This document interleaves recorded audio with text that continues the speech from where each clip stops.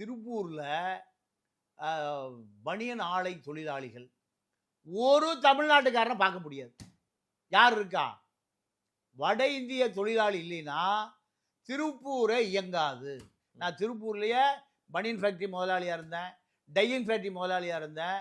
90 90 93 96 பாட்டாளி தொழிற்சங்கத்தினுடைய மாவட்ட செயலாளர். கூட்டு கமிட்டியில் நானும் ஒரு ஆள்.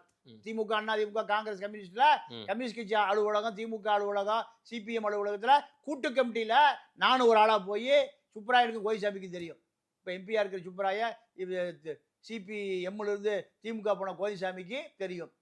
பனியன் சங்க கூட்டு கமிட்டி இன்னைக்கு வந்து திமுக தொழிற்சங்க தலைவர் இருக்கிற ராமகிருஷ்ணன் உட்பட அத்தனை பேருக்கு என்ன தெரியும். என்ன நடந்ததுன்னா, அன்னைக்கு தொழிற்சங்கங்கள் அத்தனையுமே சிபிஐ சிபிஎம் கட்டுப்பாடு இருந்தது. சரி.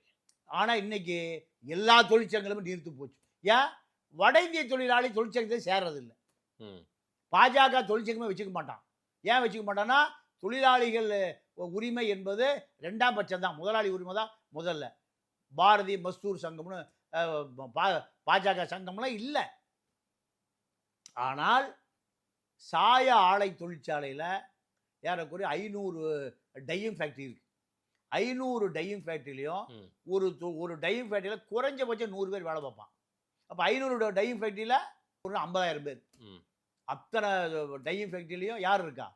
வட இந்திய தொழிலாளி தான்.